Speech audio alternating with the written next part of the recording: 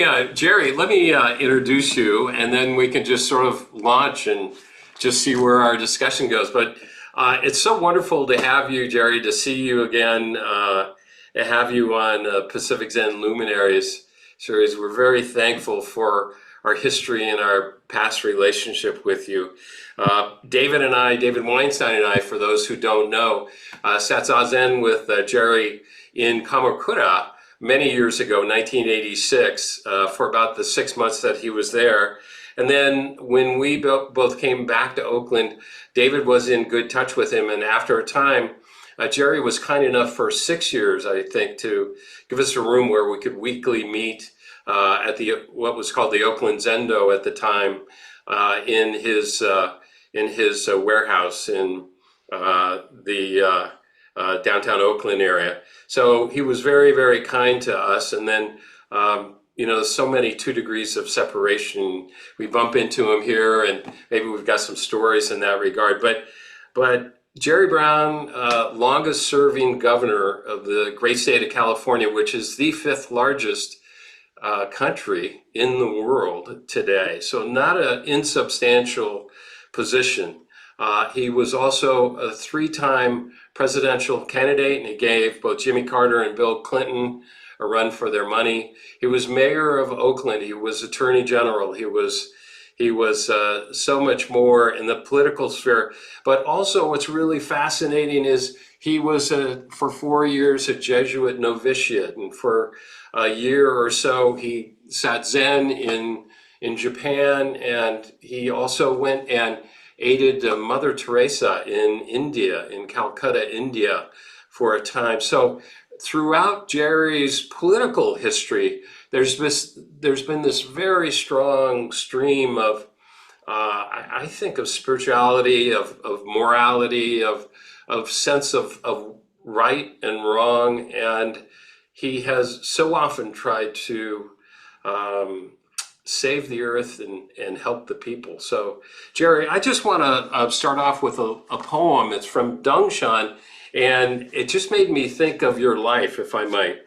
It goes like this. It's called the Dongshan's 5 Ranks. He's a 9th century monk. Not deciding it is or it isn't, do you have the courage to be at peace with this? Everyone wants to leave the endless changes, but when you're finished bending and fitting your lives, you come back to sit by the charcoal fire.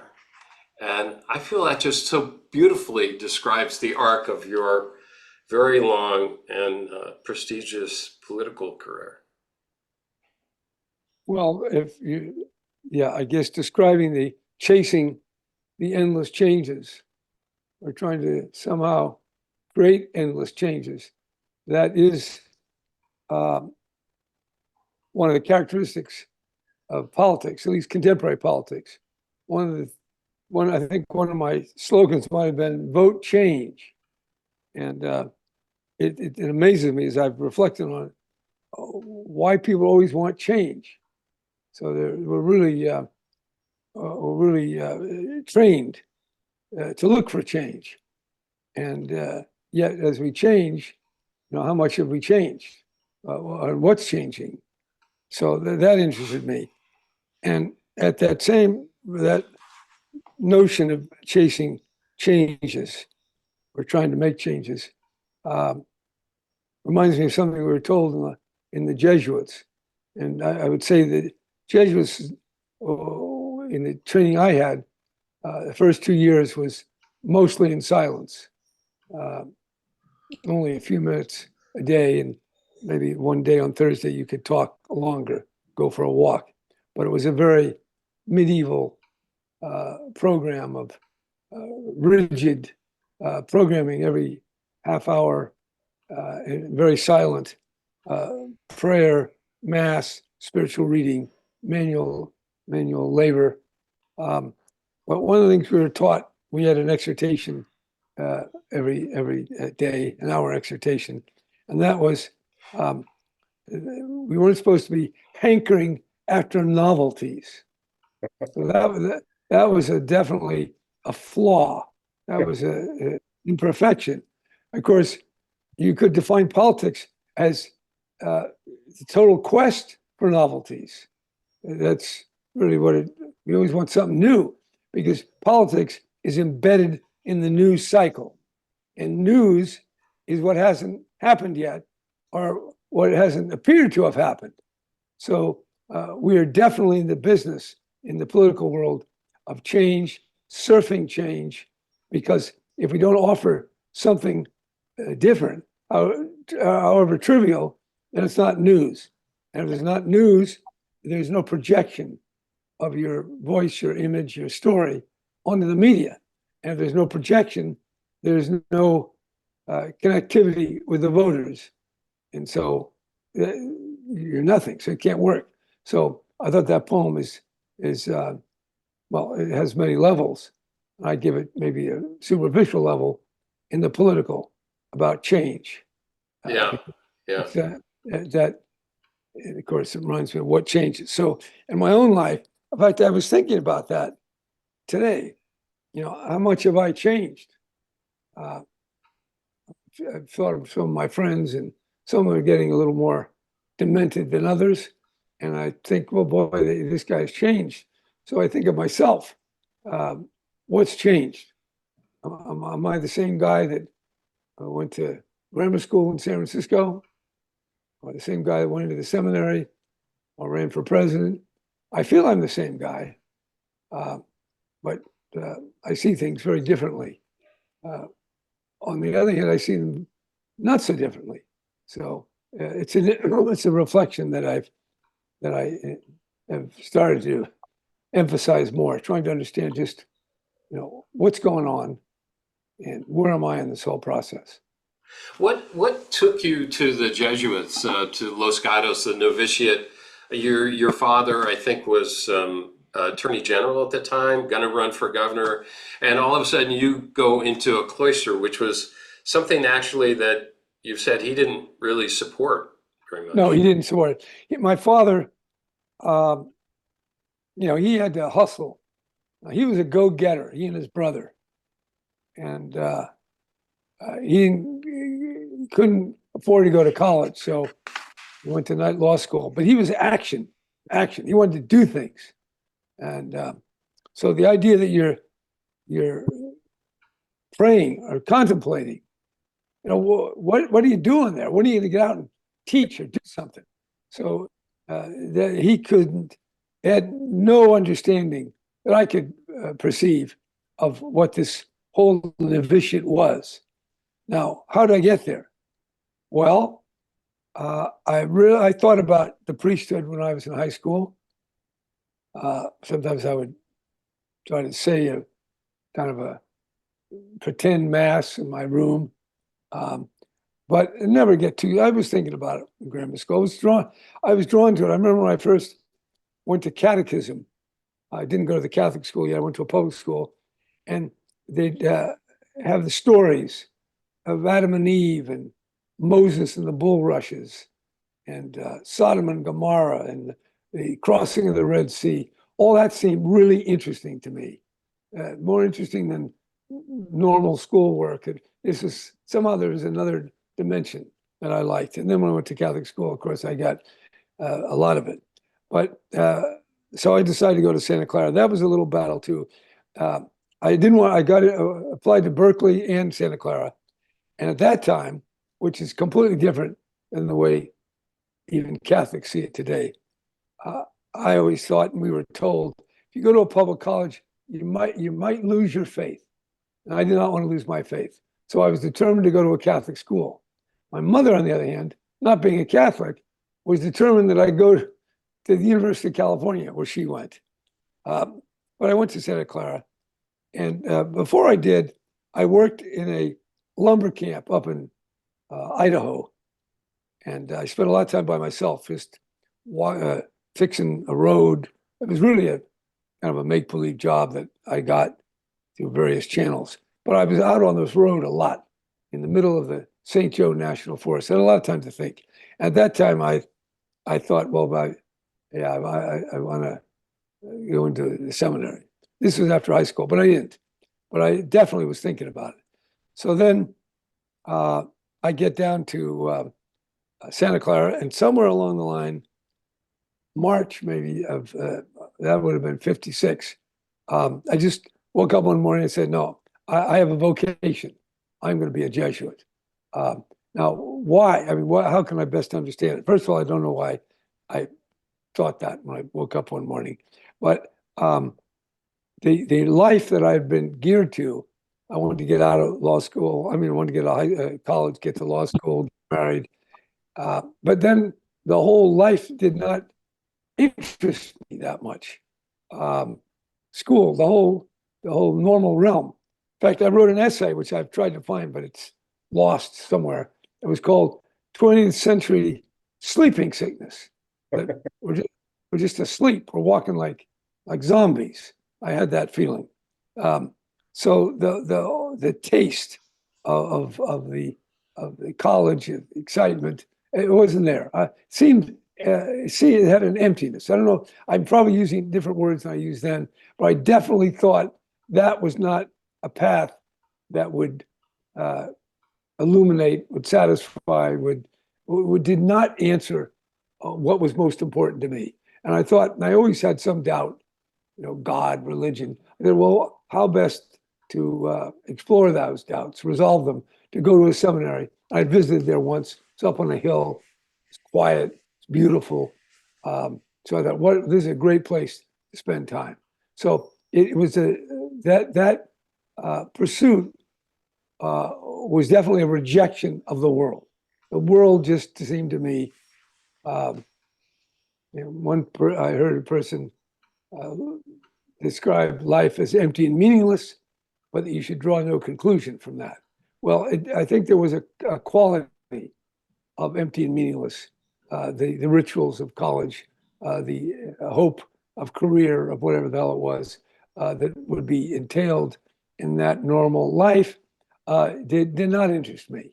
Um, I also had another thing that I could share, uh, which is kind of interesting. I had a girlfriend that I very much liked. But over time, particularly walking the roads of the St. Joe National Forest in the middle of Idaho, uh, I lost interest. And I juxtaposed the intensity of my feeling with the utter disinterest that took over. So that was kind of a shocking experience. Um, you can draw from what you will, but I was looking for something more, whatever I was finding, it was not enough. It was not, I was unsatisfied. Discontent would have to be the description. So that brought me into the seminary, and I liked it a lot. It was yeah, it was quite a place. But now they said we were being taught, a life of perfection, and we meditated an hour a day, actually an hour and a half. We made a 30-day retreat where we had very intense meditations in accordance with the Ignatian way. Very intense meditations on hell and redemption and all sorts of stuff. And that all worked. And then I took vows, eternal vows, poverty, chastity, and obedience.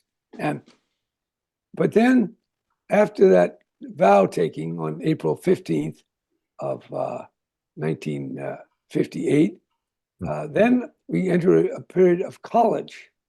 The same building, but we go across the building to a separate wing, which was called the juniorate. So this was the college. And they had a big library there. And the first book I pulled off was, I have the title right, Language, Truth in Action by S.I. Hayakawa. It's a book on semantics. And he described levels of abstraction. And that got me thinking how much abstraction was being bandied about in the novitiate. A lot of abstraction. So that got me thinking. Then, so it began to wear off, kind of like my high school love. It began to evaporate. And one day, after maybe my third year, I was talking to a priest, and I said, a very empathetic priest. And I said, Father, his name was Father Berman. I said, Father, I have some doubts about I tried to express it very softly because doubting, if indulged, it becomes sinful. And this is really not what you want in a Jesuit seminary. And he said, well, that, he kind of nodded his head like a psychiatrist. And by not attempting to negate the expression of doubt, he completely cemented my doubt. And from that moment on, I never stopped doubting. Or maybe put it this way, I never stopped believing. I never continued believing. So yeah, I never continued. So that was a wake-up call. And then in the seminary, no television, no TV, reading, radio, music, sacred music, but nothing else. And all you're doing is talking about philosophy or theology or spiritual ascetic practice. So a lot of talk about that. And it's a world of ideas. And so somebody came along, and in the junior rate, you could have visitors. One of my friends, subsequently deceased, who was there, a friend came to visit him. And I got to join in the visit. So we could have a few visitors once we had taken our vows. And the visitor was a guy from St. Ignatius.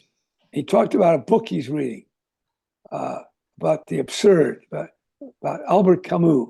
He talked about the absurd, about the human yearning for meaning and the absolute silence of the universe. And when I heard that, I said, well, that really rings true. That struck a real note with me.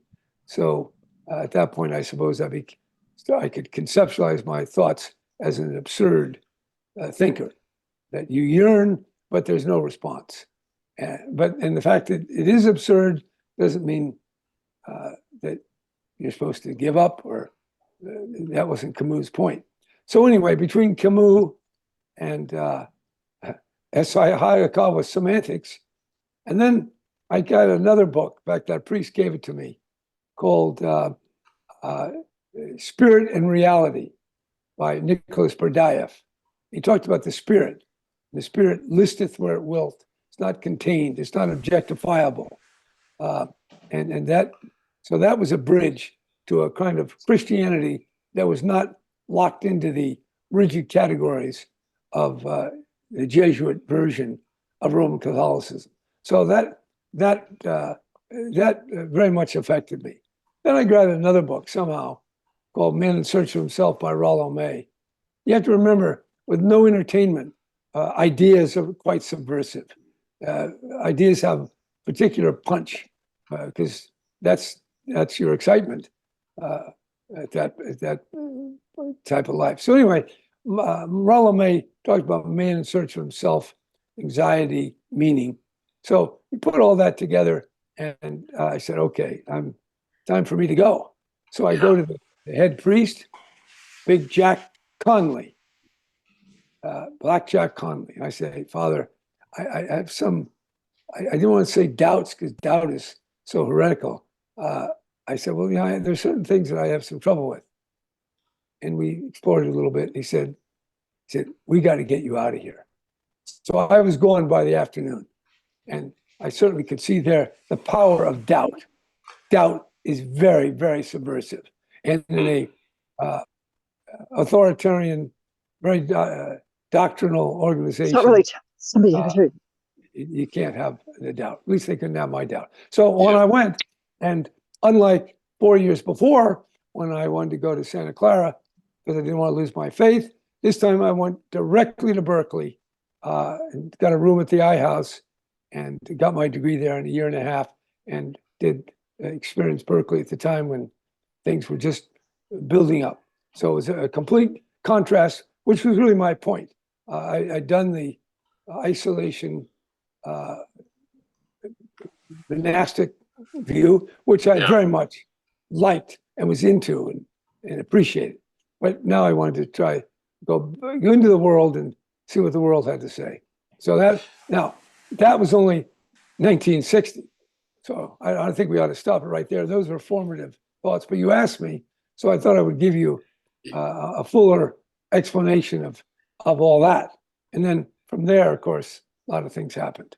Yeah, no, that's really fantastic. That's great. And then I guess you got into sort of community organizing after you graduated from law school. Maybe you worked for a firm for a little while, but you entered statewide politics about 1971, right? And Yeah, I ran for, and well, wait, I ran for the junior college board, which right, I'd never heard of. I met someone who I knew him from somewhere, and he shook my hand. And I said, "Why are you shaking my hand?" "Well, I'm running for office. I want you to vote for me." I said, "What office are you running for?" So the Los Angeles College Board of Trustees.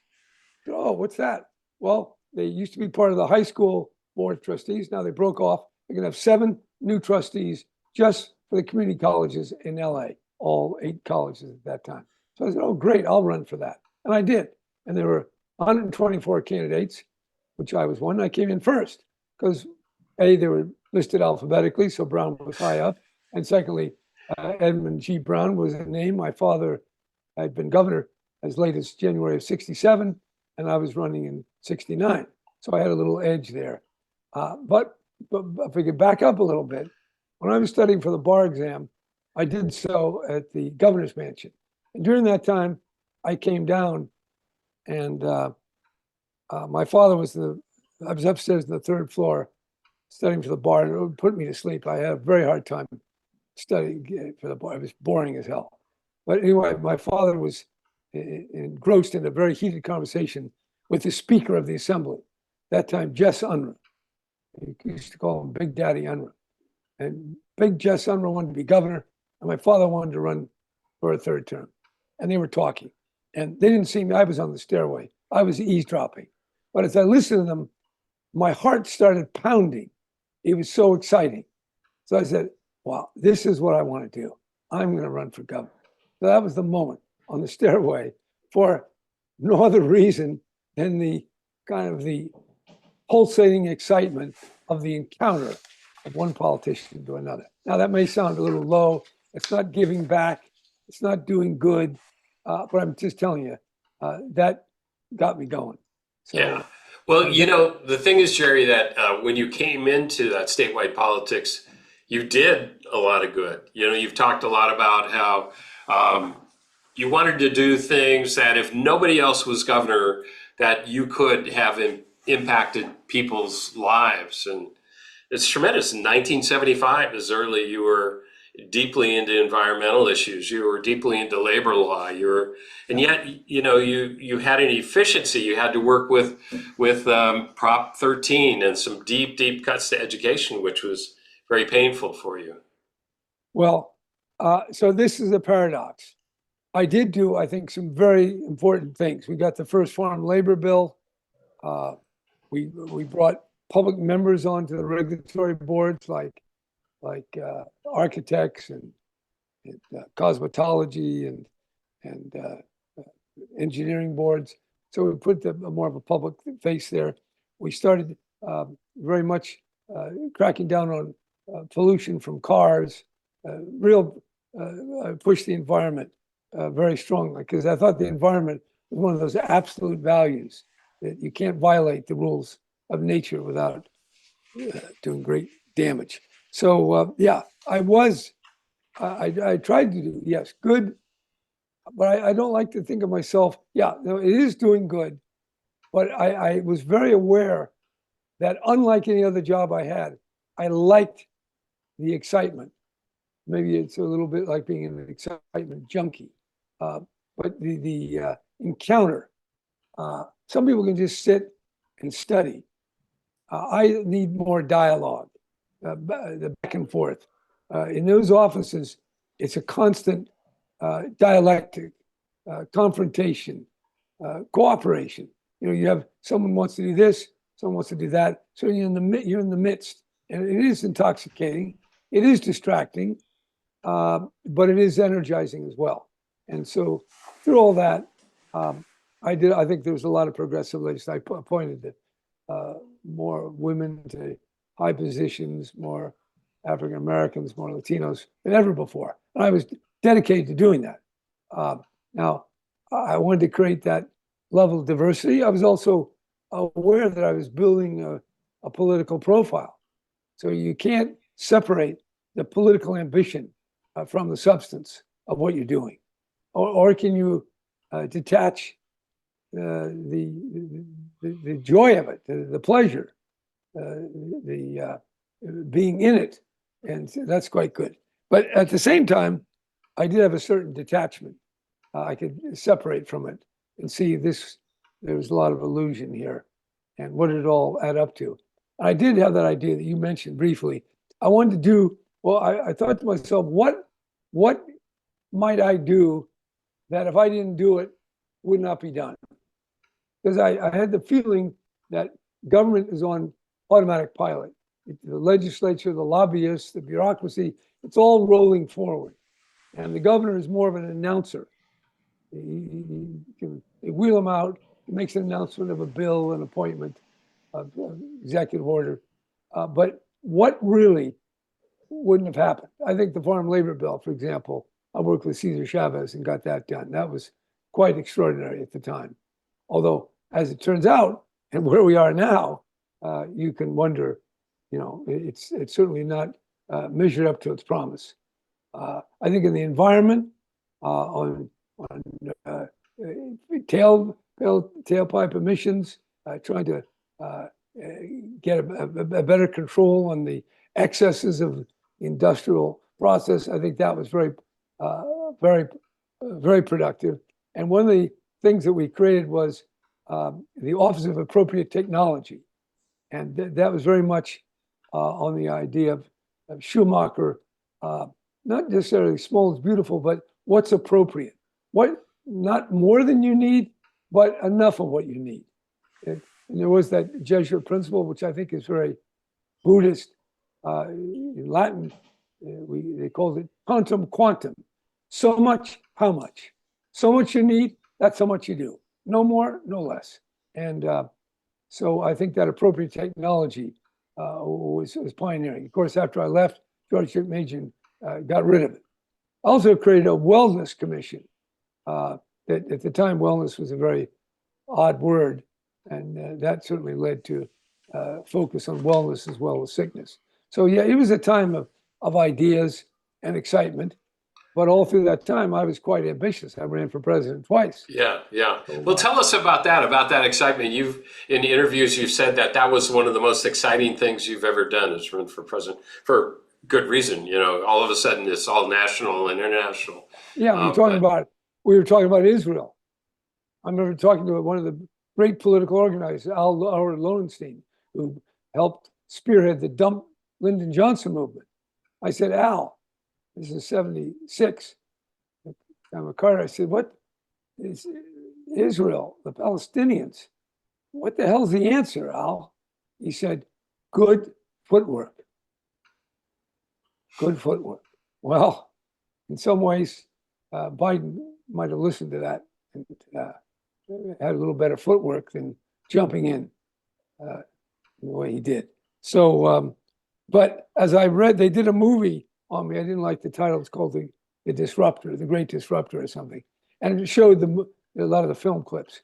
And I must say, as I looked at this young, I guess you could say handsome character, glib, it looked very empty to me. In fact, it's embarrassing. That's why other people say, boy, that looks exciting. But it looked, what's that all about? Because it's so formulaic. But at the time, I was driven by that. By the way, you don't get to be governor at the age of 36 unless you're ambitious. You got to have a spur, a burr in your saddle that's driving you forward. And of course, I didn't get married. I was a full-time pursuit of being governor. When I was Secretary of State, I was already running for governor. So I was on the case all the time. And I liked it. I liked writing press releases. I liked the whole process. And I liked being, and after I was governor, I liked the substance. I remember I could get into things. I remember there was during the fluoridation movement. And I got called in all the doctors. I said, wait a minute, you want fluoride? Tell me, where do they fluoride? Where do they have fluoridation of the water? They say in the city, I think back in Ohio. I said, how about the number of dental visits? So more or less? They said, well, they're no different. I said, well, then how do you know fluoride's going to work? Now, as it turns out, I think fluoride's pretty good. But at the time, I could engage in some of these discussions. Midwife, another thing I was very supportive of was midwifery. And I supported lay midwives because they were being arrested at the time. So things like that. Oh, there's Yeah. another call. There was a group that built homes, houses, not homes, in the woods, Mendocino, Nevada County, Lake County, and they were getting red tagged. And so they came to my office one night in '75. They called themselves United Stand.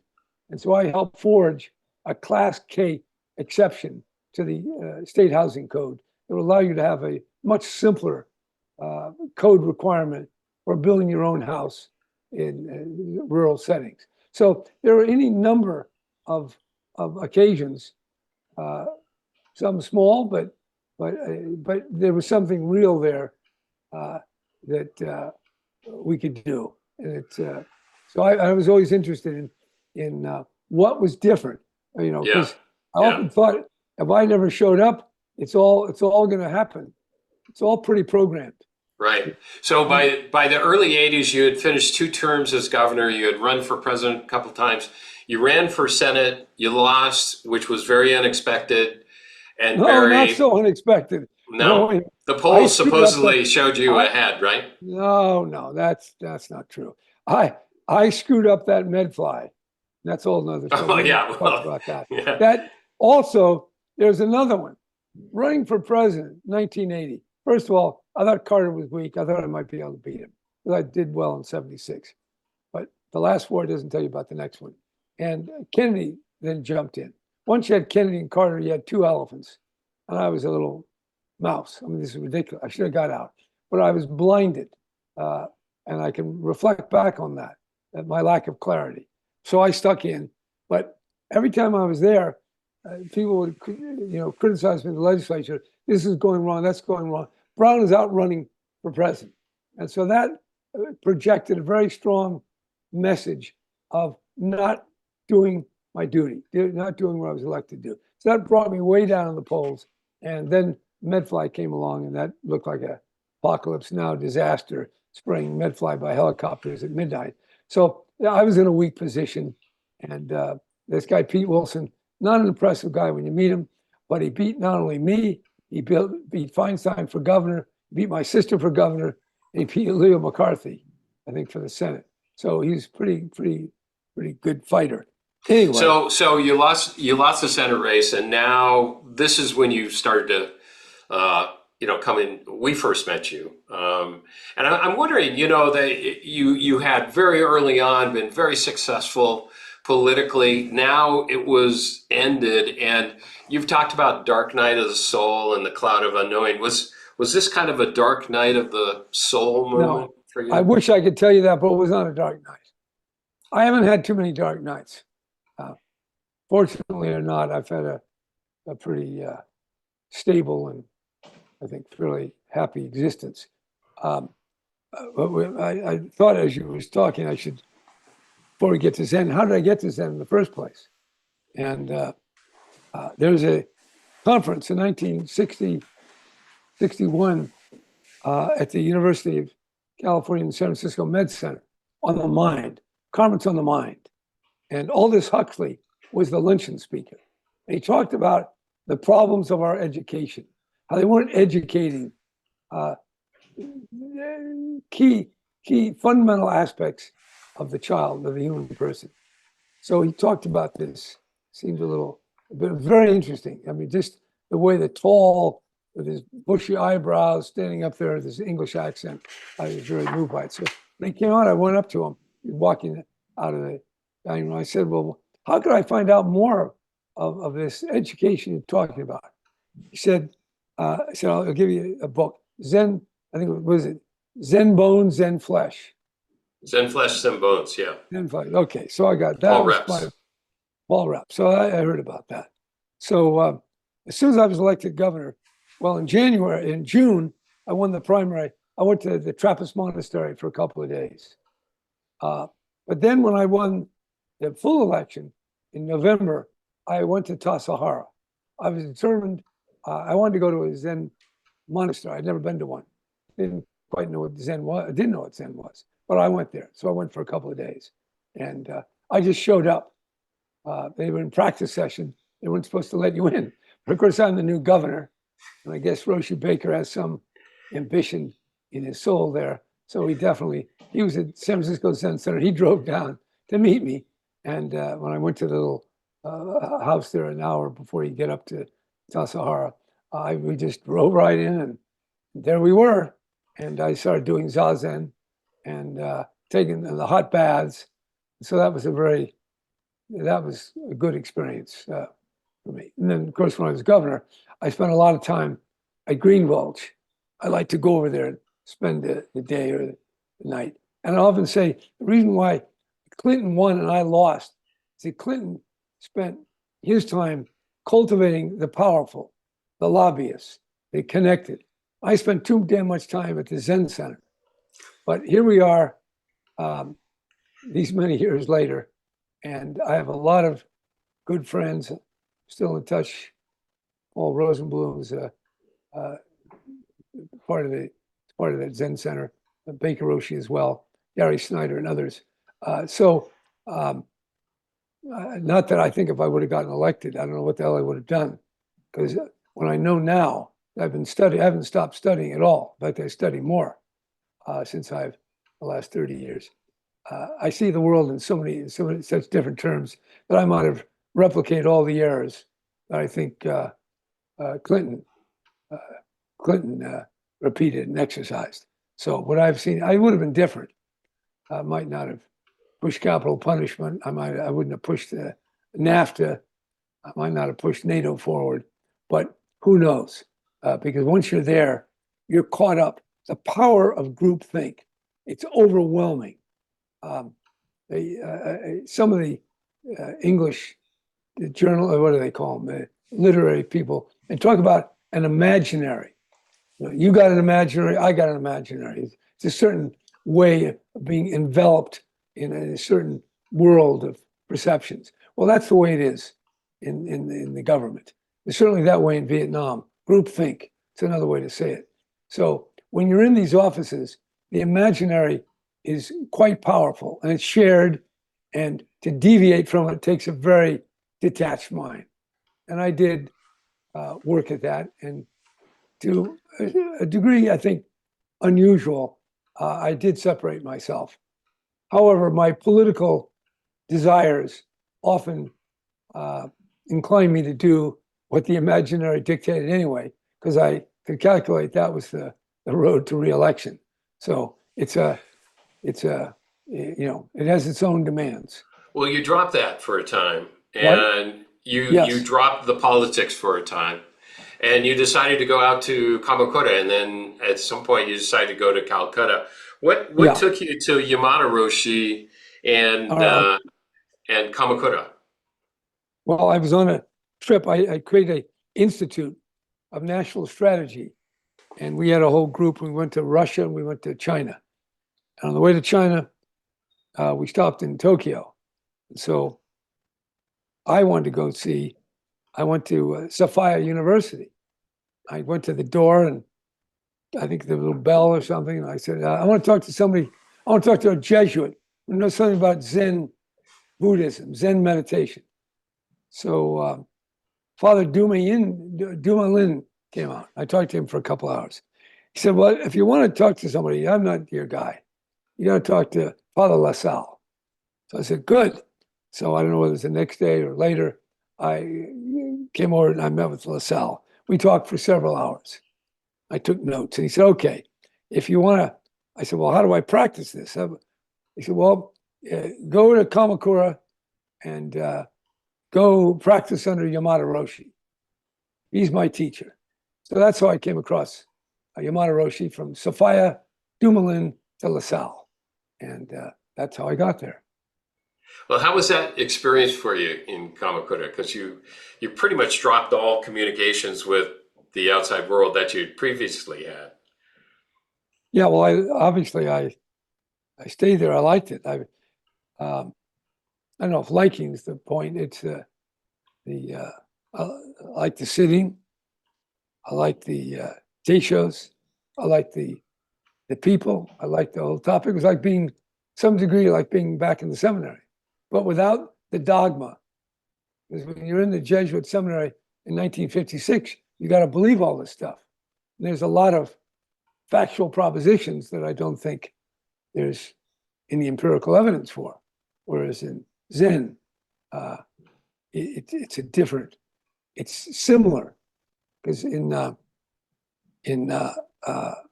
retreat, in the Jesuit principle, the foundation of the Ignatian, the spiritual exercise, the foundation talks about Ignatian indifference and overcoming what he called inordinate attachments.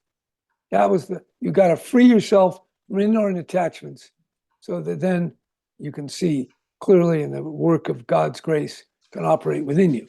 So then in Zen, there's another aspect of attachment. How do you stop attaching? How do you just sit, just see, just follow your breathing? So I felt this was on the right path. I felt it was similar. There was a common truth there. So and I thought pursuing it in this way, it had an authenticity that I didn't experience, at least after a while in the Jesuit order. I like that idea of great commitment, great doubt, Great faith, great great faith, aspiration. Yeah. Mhm. great commitment, but great doubt that spurs you. So instead of doubt being the enemy, doubt is part of the whole process. So I did think that was, Yamada Roshi was just his presence, just the being there. You can't invent that. I mean, that was it's a very strong experience, a strong reality. I don't want to call it an experience. It is what it is.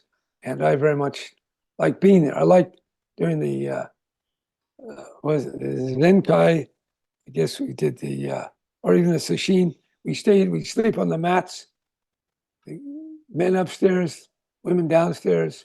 I like sleeping on that mat in the middle of that, and that's a tatami mat. In fact, I still sleep on a tatami mat. I like that. So it had a purity to it that I found it drew me to it.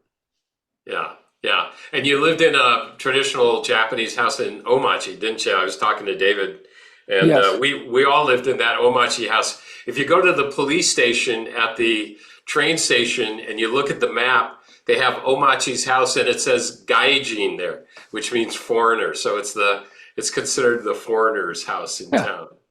Well, it was pretty cold. I remember I had three levels of long underwear. I had a silk long underwear, I had a cotton long underwear, and I had wool underwear. And I put a hat on, and I put my socks on. It was cold, but somehow it was okay. I Yeah. got through it. And then you went out to Mother Teresa, and you let me just read something that you said about that. Politics is a power struggle to get to the top of the heap, and Calcutta and Mother Teresa are about working with those who are at the bottom of the heap, and to see them as no different from yourself and the needs as important as your needs. And you're there to serve them. And doing that, you are attaining as great a state of being as you can. I thought that was a really lovely quote. Well, it was very impressive. What was impressive? Mother Teresa was very impressive. Just the way she talked. She spoke with authority, and I don't find many people who have that quality. But also the volunteers that were there. It was a very it was a good group. They were doing something, and I was glad to have been there. I didn't stay very long, but while I was there, it was a different experience. It was so separate from the the grasping, the getting, and remember my whole trajectory is to reach for the top, to try to get to that next office. So this was a kind of a welcome alternative, a welcome difference, where you're just serving, and that fits with my former seminary training and the notion of also seeing the other and seeing that there aren't real differences, seeing yourself in the other person. I think that's all. And I also thought, because when I was sitting in Zazen, it seemed very clean and safe.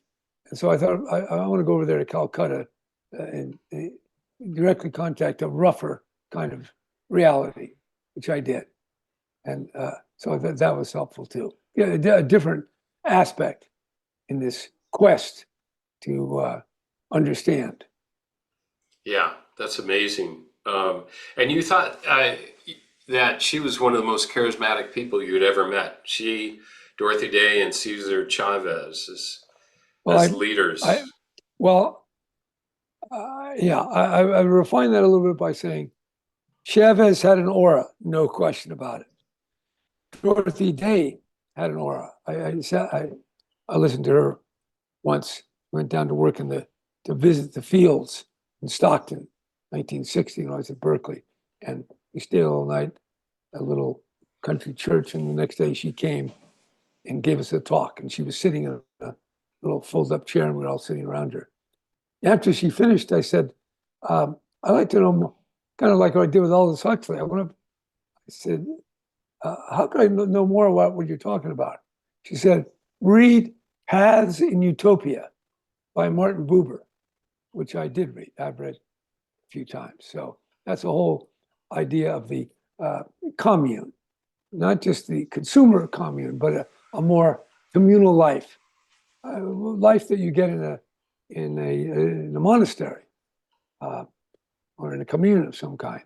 So she also was down to earth. She just spent her whole life with those, on strike, poor people being evicted or whatever problems. She gave witness. She wasn't changing the world, and Mother Teresa wasn't changing the world, but she was present, and she was responding to the people in front of her within the grasp.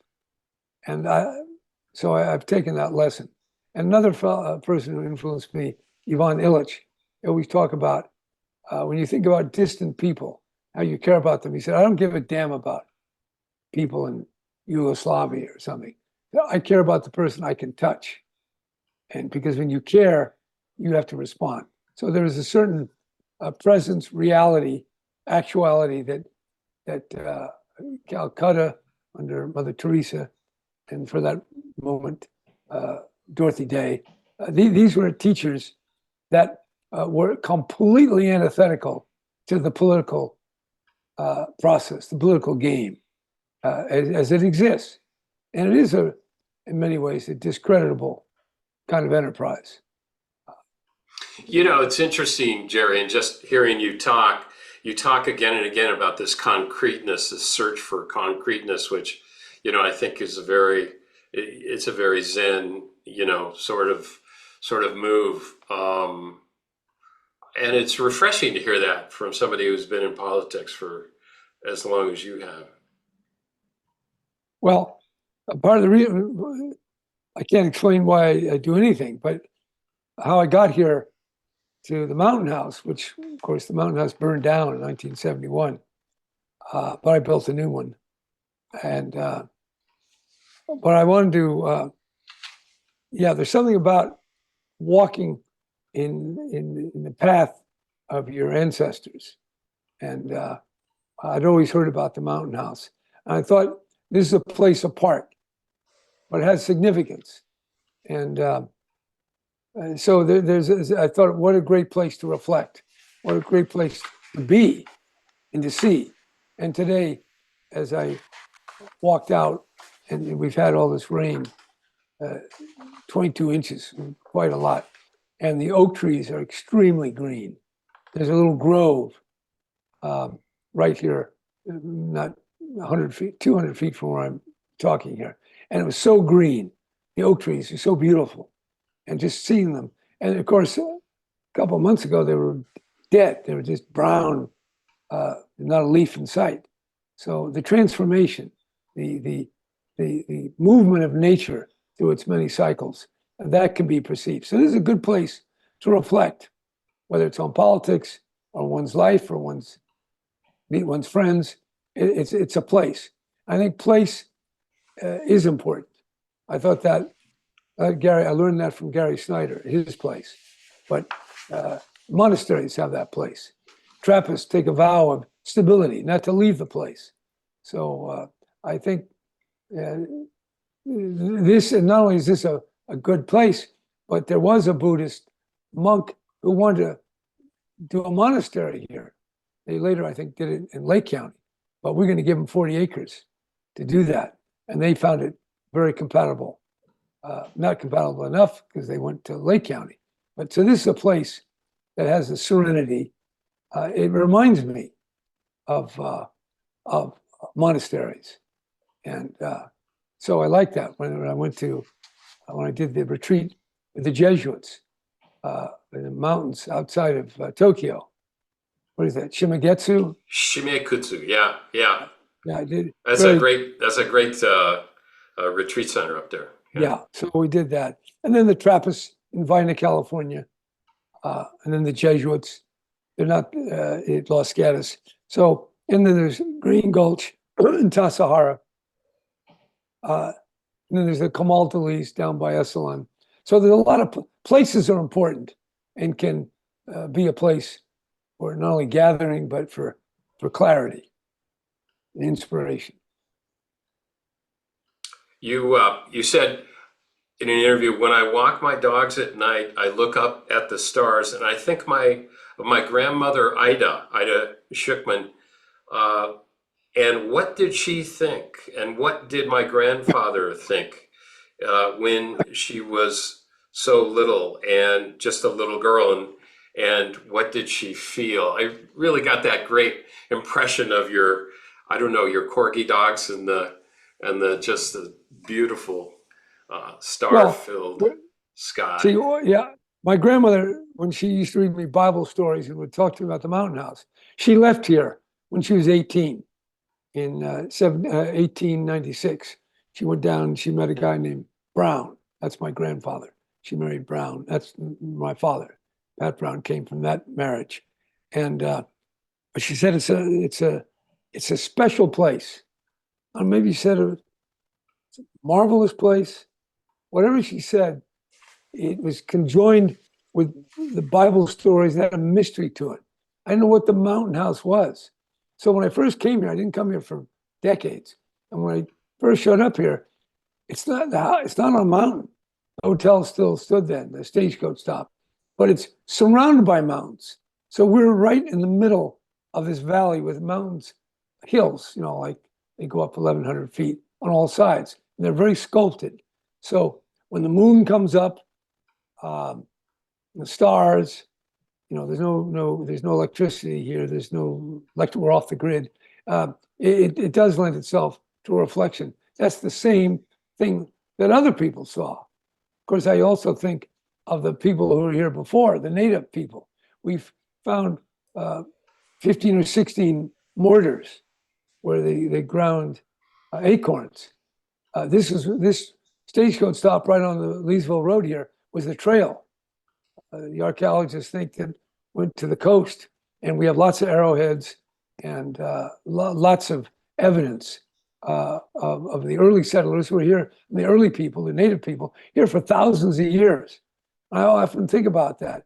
Thousands of years, and all of a sudden, these Europeans show up, and a very short amount of time, their whole way of life is gone. Poof, no longer existing. And so then I think of course, my grandmother's life. There was no cars or horses, a stagecoach. How these lives change. And being on the chairman of Bulletin of Atomic Scientists, I think, with the nuclear blunder ever possible, through mistake, through blunder, whatever, the whole thing could go poof again.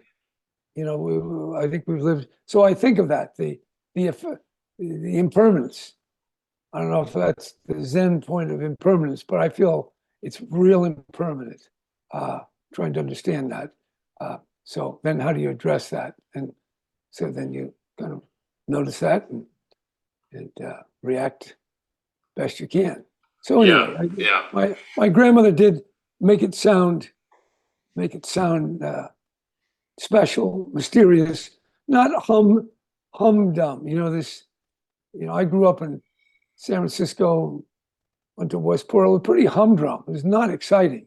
This was not the left bank of Paris. This was not the existentialists. This was not Albert Camus or Sartre. This was just one day after the other, clean. Nobody's going to jail. In fact, on our block, there was only one couple that she was a divorcee, and it was noticeable. She'd been married before. That was the thing. Everything else was so plain, very vanilla, very standard, very solid, I guess, but definitely not something that I started going away from that. Looking, where is the depth? Where is life at its in a way that it measures up to what I think life ought to be about. Yeah, that's great. I'd like to open up to Jon Tarrant and David Weinstein, who you know very well, and see if they have any questions or comments at this time. Oh, hi, Jerry. I was saying before we went on that I think I don't know if I met you then, but when you had a firehouse in San Francisco and you used to give it to, we used it as a Zendo, and I would come down the fire pole to give Tasha, which is in kimonos, and that was great. And so your generosity to the people doing something real and meaningful has just always touched me, and your interest in that. And I guess I think about how much you've had such a life of action and wanting to do things, and I think it's good to the way you acknowledge that. Well, that's damned exciting, and it's not. I'm not just being humble and virtuous. It's really exciting, but I'm also trying to do good. So it seems to me like, just hearing you talk, you just have a kind of just instinctive feel for when it's time to go and do a little contemplation at temple at the monastery or whatever. And do you have a theory about that? Like, you just seem to, you're in your own monastery now, I guess, but you found a way to have a peaceful environment. And can you talk about that a bit? Because, the political life is so intense. And how do you find peace inside that? Well, during the time I was governor, I would go up and visit Gary Snyder, who I met at the San Francisco Zen Center. I met a number of people, Stuart Brand and Gary, and I met him through Dick Baker, because I'd met him as I went to Tassajara in November, and then I took over in January. So Gary, I would go there often, and I liked it. I know his story. I didn't know as much about his Buddhist history as I learned later, but he'd been the 60s, the beat generation, the excitement. In fact, when I left the seminary in the second week of January 1960, the first thing I did was to go to North Beach and go to the last evening at the jazz club, I think, where they had poetry and jazz. I wanted to soak up what I could of this beat experience, the Coexistence Bagel Shop, which is on the corner. So I knew all that, and Gary was part of that. But what was important was that he built this house right there off the grid, and people helped him do it. He had a Zendo there. And so he created a whole life out in the woods. So that back to the land. So I somewhere in the back of my mind, I said, okay, I'm going to go back to the land.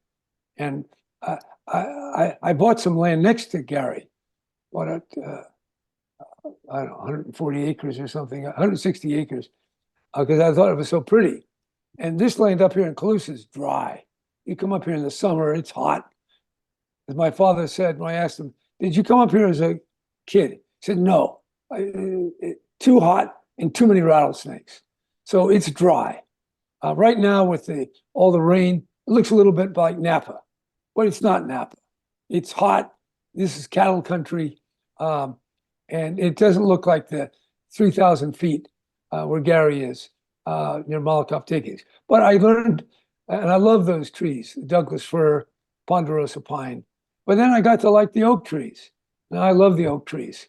And they're here, and they change, with the seasons. They drop their leaves, they bring them back. So I've learned, now I find this, I don't want to make comparisons, but I really love this land. I appreciate it. I love to look at these oak trees. As a matter of fact, I've got some scientists working because wherever the cows are, there are no new oak trees. There are no rejuvenation. And all these oak trees that are so big and so beautiful, most of them grew before there were any cows here. There haven't been cows here for 60, 70 years. So I got a little experiment to protect fledgling oak trees, see if we can't preserve them. Anyway, it's a beautiful land. It's a live land. It's very much, it's got its own character. So knowing the land, knowing your place, that's what Gary Snyder's poetry was. Poem accent, know your place, know the creek, know the pebbles, know the feeling of the water in your feet. So that's a very concrete. And so I try to emulate that. In fact, I brought Gary out here. It's 2,500 acres. I said, "Gary, now where should I put my house?" Well, he couldn't make up his mind either. But I decided to put it where the old stagecoach stop was, which is right by the road. And but I definitely am thinking of place as Gary talks about it. The allegiance, pledge allegiance to Turtle Island, and all those place-based poems. So that was an influence. So here I am. Well, yeah, the place itself is the temple, the way you're telling us here. Yeah, It is. Yeah. And quiet, so quiet. Some people, they come here, they can't sleep because there's no noise. When it rained a lot, we had crickets.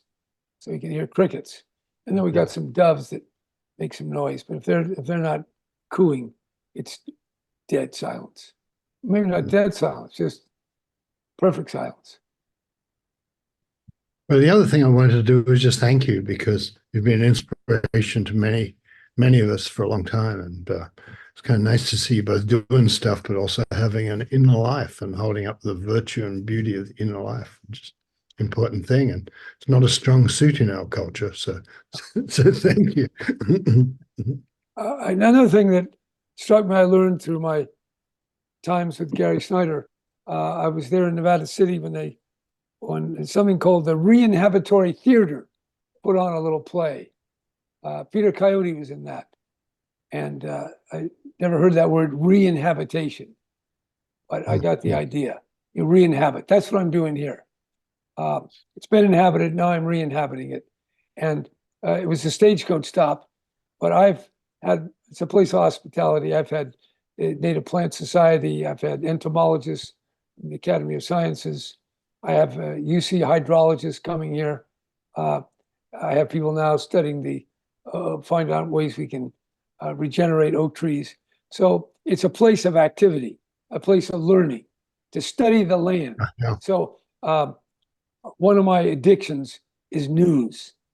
And on my little phone here, I have apps on Financial Times, New York Times, Washington Post, LA Times, Chronicle. I have spent 4 or 5 hours on that. So I'm very addicted. What's going on with Trump? What's going on with Biden? What's going on in Gaza? All that stuff. But then we have this other reality. We got the place. We got the land.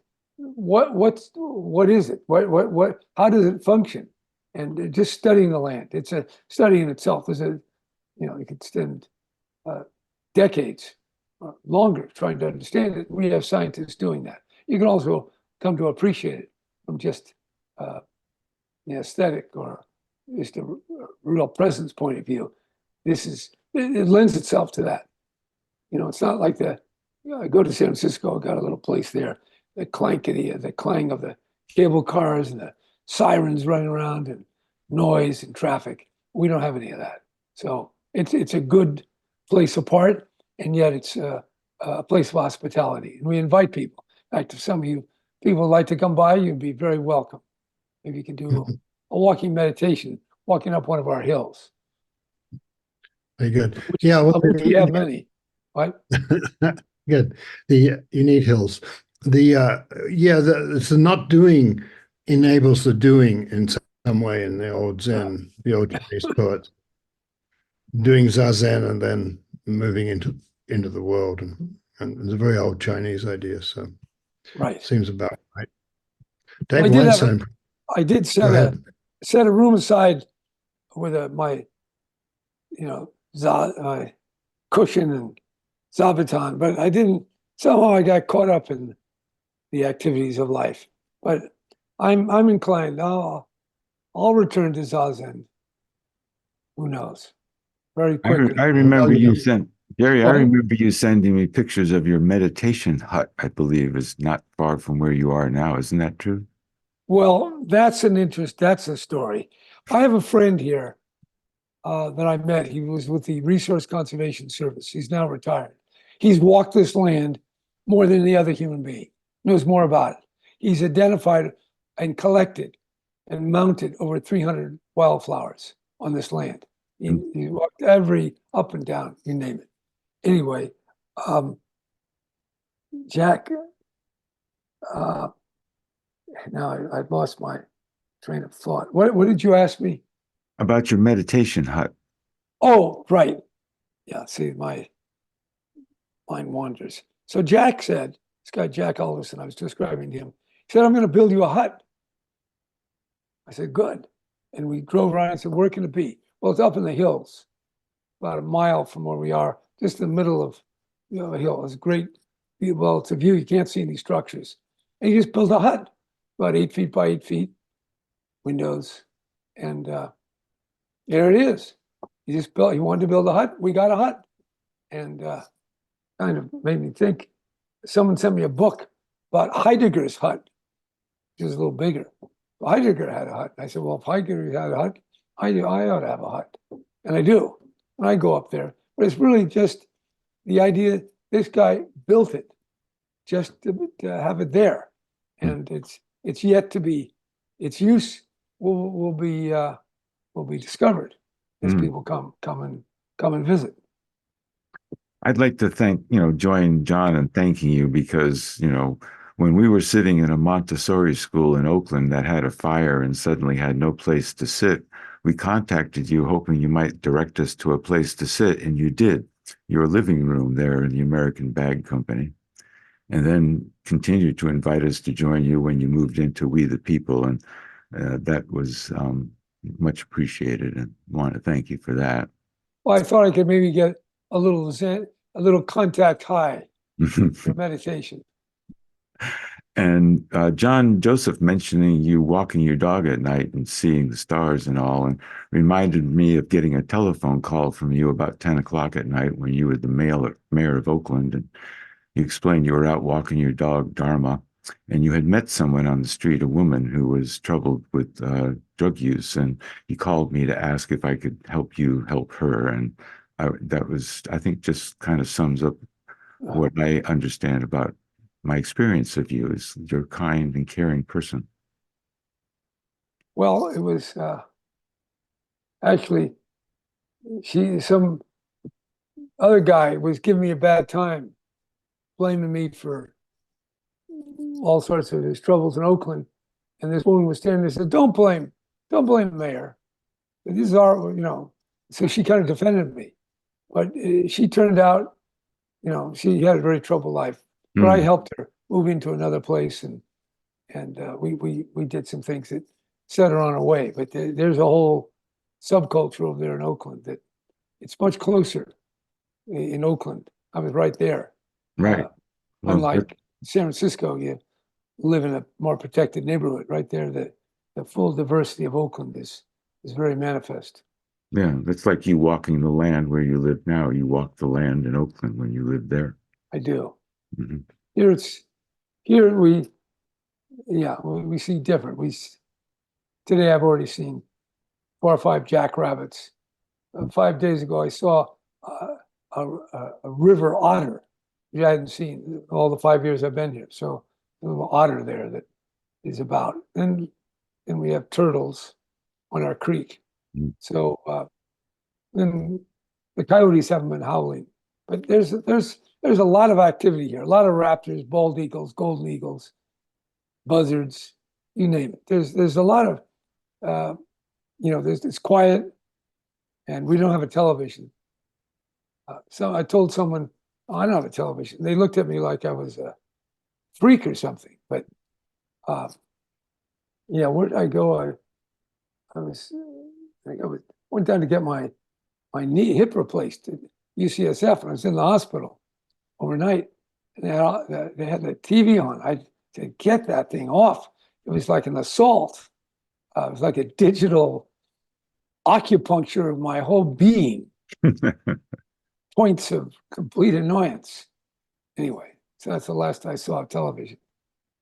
Well, Although I have this damn thing, and I think the true test of whatever my enlightenment could be is when I put this away more hours than I do now. oh, one last thing. When you said that your time in Kamakura reminded you of seminary, I was reminded of how when I saw you riding your bicycle back and forth to the Zendo and to Omachi, and you always I always thought that you reminded me of a monk, and how you were just into your practice, and it was inspiring. Well, maybe I aspire to being a monk in some way. Mm. I definitely, that whole world of the world apart. It's powerful. It's a long history. There's a lot there to be learned, to understand. So, and in the building itself, the monastery. I guess you can be wherever you're always yourself wherever you are, but the monastery and the monk go together. But of course, you can experience some. I don't want to call it monkish because that already sounds that's a pejorative. Mm. But the point being that the quandam, the ordinary was good. I mean that said in the seminary, the sanctity of the everyday life, but just the tedium of the games, the illusions, the samsara, the chasing, all this stuff. I definitely see. It looks to me quite like a game. I'm pretty aware of that, and I think about that. So it's a game, but it's a game we have to play in some way. So what is and what isn't? That's the question. Jerry, I do notice that you did get married in the end. In the end, There's well, it wasn't a quite strong, the end. It there's was a at strong the age of 67. That was my first entry upon the altar. Right. That was really good. I was saying that they're going to say that there's a strong Zen view in some of the schools that's a good. Your practice can't really be alive unless you're, have a companion or in some sort of close, intimate connection with people. And the whole idea is the monastery is the real cooker, but then family is even more of a cooker in some ways. So, or just as much. Yeah. Well, yeah, it's very interesting. Not interesting, it's good. Yeah. What did God say to Adam? Man was not supposed to be alone. I think that's in Genesis. Right. Well, Very good. I appreciate that. And so and my wife, she was an official at the Gap, and before that was a lawyer. very active. Here we are out in the middle of nowhere. All our neighbors are in the cattle business. They're not your Berkeley liberals by any means. Trump carried Colusa County 62%. Newsom recall passed 62%. So we're in down home country, but people are very. But she likes it. She likes it, although she hates Trump and is determined, just wants to see him gone. But anyway, she thrives out here too, because it's just it's a miracle to be at the place where, in one sense, it began. My great grandfather, as he came across the ocean, came to California way back in 1852. So there's a connectivity, and that has a reality to it. And when you're in politics, it has an unreality to it. If you think of the excitement of campaigns and these commercials that you spend so much money on, and once they're over, they're absolutely forgotten. They're just, it's gone. So there's a lot of ephemera that here that you've got the seasons, and the moon comes up every 28 days. We see it waxes and wanes. So the stars move around. So all that is, I think, a good. It's the way life was for the first America, for the first peoples here. It was for most people, or they got so much into the urban distraction, the urban excitement, and the urban power. You can't deny it. There it is. It's important. But this is a very special place, and when you have access, as we do, to Zoom, well, we're not completely out in the woods. We're wherever we are. We're in many, many rooms with many people. So modern technology does transform. Although I think this is very useful, there's no substitute for presence. Agreed. Yeah. John, I think you have other things to do that you want Just a couple of thoughts, Jerry. You've said in the past that you didn't want to talk about legacy, leaving a legacy. I don't know if you feel that way still, but I can't help but feel that you've left a tremendous legacy, perhaps footsteps in the sand. But I think people have, young people coming up. We talk a lot about the future, and we talk about how old guys like us and old gals like us, we get down about the future. But John Tarrant said a really interesting thing. He says to be depressed and negative about the future assumes too much knowing, and I talked to my 25-year-old daughter. She doesn't want to hear about the depression of global warming. She's instead working in the woods to make sure that wildland fires don't spread, as in the way that they once did. So can you say anything about the legacy that you feel like you've created? Well, I've often said, not that what I often say is all that important, but legacy is a weird term. People are always, it's a verb they need in stories, like you're going to jeopardize your legacy, or you're doing that for your legacy. But what the hell is a legacy? What's the legacy of all these other governors? They're eminently forgettable. And it's so, it struck me, because I was around. My father was governor, and much more so when I was governor in 75. And then be around 28 years later, I had some memory of the prison system, of a lot of things. So I can remember the way things were.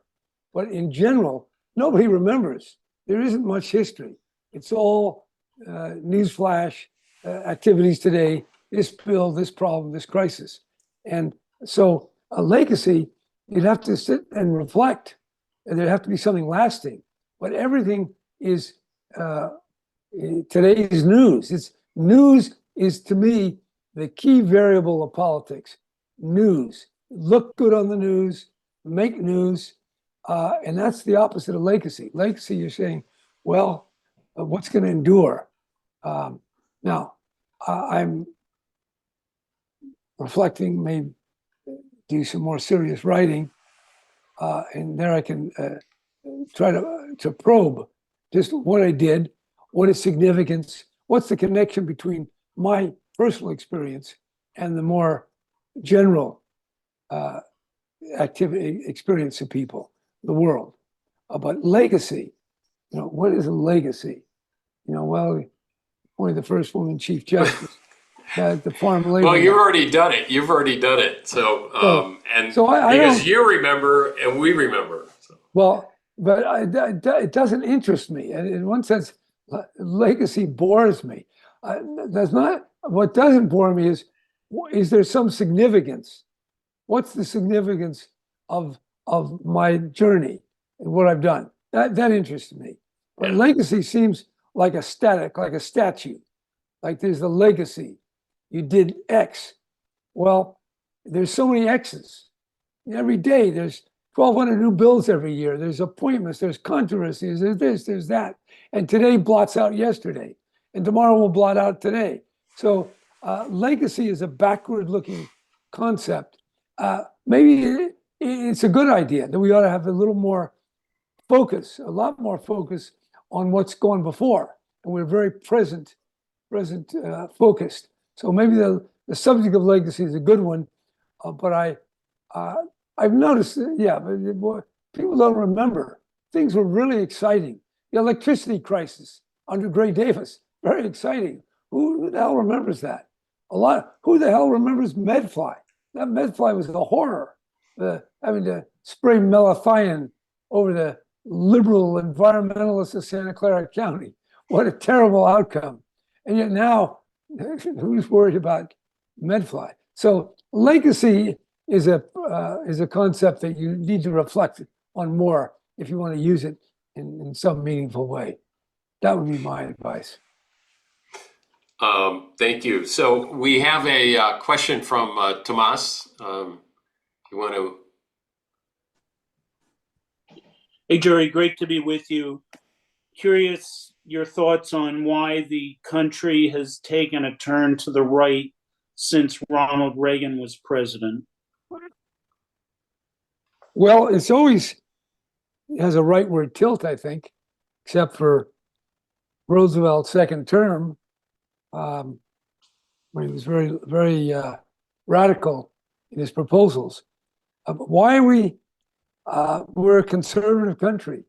And the progressives are changing a lot of rules, behaviors. And then on the other hand, you've got a lot of conservative people that are freaked out by all this. So you just got, you got the fundamentalists, you have the more staid people. I can tell you, if you take half the thoughts that are prevalent in Berkeley, you try to promote them around Williams, they wouldn't know what you were talking about. They would seem totally alien. In fact, a lady who lives up the street, conservative, 12 miles from her, when she drives by, I often stop her. She made some comment about Biden, the president. I don't know what she didn't say, but it was the idea of how could this be that we have such a person like this? In her mind, it was unthinkable that Biden should even be. That's from a conservative point of view. So I assume she's voting for Trump, which is, in my mind, crazy. Guy doesn't even believe elections. Completely. So how is all that? I think the onrush of events, the undermining of more traditional ways is shocking many people. And so they're looking for any safe harbor. And paradoxically, Trump is the safe harbor. Even though he's a philanderer, a liar, dyes his hair, he's a showman, and yet he's not the establishment.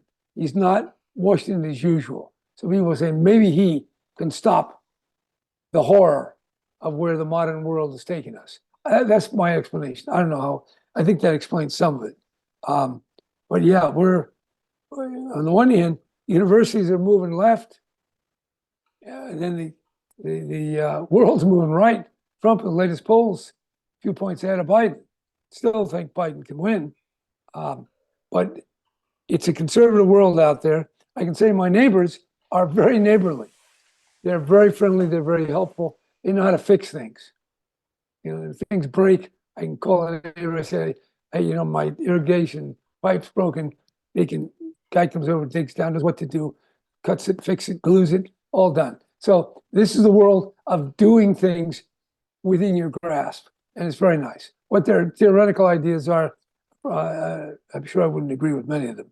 So why we're going conservative, even with Biden, how we got ourselves in that Ukrainian situation. Yeah, Putin, it's a lot to do with it, but you can't. We help lay the groundwork, and wherever it is in Israel, where we've let the West Bank, the settlers, 600,000 of them, 700,000. That doesn't help, and now we're full speed ahead confrontation with China. So yeah, I know it makes sense. Taiwan's a good democracy, but are we going to have a nuclear war over that? Maybe.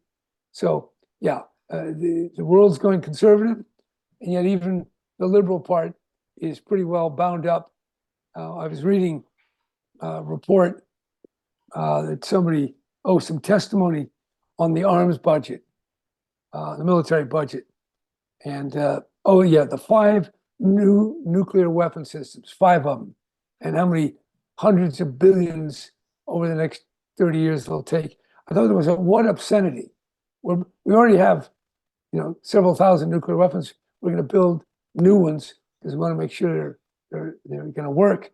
But I'm not saying unilaterally disarm, but there's a confidence, there's a complacency that building all these weapons is somehow going to make us safer, which I don't believe it is. It's making us more unsafe. And then what came out here, this is not the world going conservative, but the arms sales, total arms sales in the world, according to the Stockholm Peace Foundation, is 2.4 billion.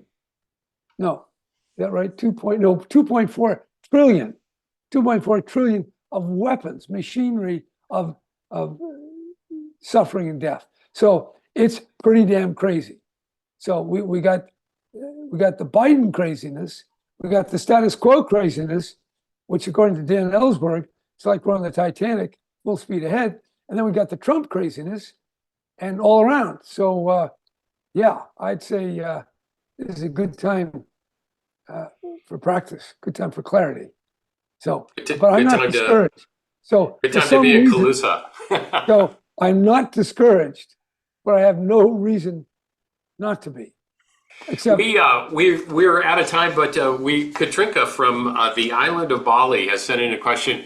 She wanted just a few very short comments on climate change, how you're looking at climate change these days. Well, I have started an institute, the California China Climate Institute, and we're working closely with Chinese provinces, Shanghai, Shenzhen, Guangdong, things like that. And yeah, vital. All our problems today, they're going to be much worse. And it's going to be it's not going to be reversible in any human scale. So we're heading over the cliff, hottest year on record. So, and this is why we got all these disputes, firing all these weapons, and we're not dealing with climate. We've got to get off coal. We've got to get off oil. We've got to get off gas. And we can't, but it takes money, it takes political will. And we got to work with China. China is the biggest polluter. It's also the biggest creator of solar and wind and batteries. So they've got a lot of things that we don't like, but we got a lot of things we shouldn't like about ourselves. So the climate is a unifying theme. It's what I call the basis of planetary realism. Not national interest, but common interest. Common vulnerability should lead to common interest. And climate is one of those. Of course, reducing the threat of nuclear weapons is another one. And reducing the threat of bio threats, which are going to get out of hand with AI and CRISPR-4 and all the ability to manufacture pathogens. So humankind has created enormous power. And that power allows us to be in this meeting. But it's also the dark side. And we need wise people not to be comfortable in the state of the world as it is, because it's very unstable, very unstable. I do not understand why they look so comfortable. And as I looked at the New York Times story, or no, the Washington Post story on the White House press dinner. If you just read that, I mean, it's incredible. It's like the last dinner on the Titanic. I mean, they're all cavorting and joking and laughing, but climate, the other issues, people dying all over the world. There's a lot to be done. There's good, solid stuff. And somehow we got to pull back, and I mean, it's really not us, it's the leaders who have to do that. But our politics, there's always openings. So I always remain hopeful and optimistic. And as someone told me, well, I'll tell you, it was Bill Perry, the Secretary of Defense, Senator Clinton. I said, what gives you hope about the future, Bill? He said, it's uncertain. It's uncertain. We don't know what's going to happen. So I don't think it's going to be bad. It may well be good. Right. That's exactly in line with where we're at. Yeah. Jerry, let's wrap it up there. And I just wanted to say thank you so much for coming on our series. It's just been really wonderful to hear your backstory and hear more about you that we often don't get. And let me just read that poem again, if I might. Not deciding it is or isn't. Do you have the courage to be at peace with this? Everyone wants to leave the endless changes, but when you're finished bending and fitting your lives, you come back to sit by the charcoal fire. So thank you, former Governor Jerry Brown, and Zen friend and Bodhisattva in the political realm, for coming on and talking to us tonight. Well, thanks for listening. Absolutely. A lot of detail there. All right. Thank you all for coming. And we will see you next time. All the best. Thanks. And thank you, Evan, for help set up. Absolutely. He's there. Evan's been quiet, very modest. That's a rabbit just passing outside my window. All right. Good sign. Good night, Jerry. Good night, all. Thank you, John. Thank you, David. Thank you, John Tarrant. Thanks, John. Great, wonderful thing. Thank you. Yeah, it's nice. It's nice to have you guys in the mix as well.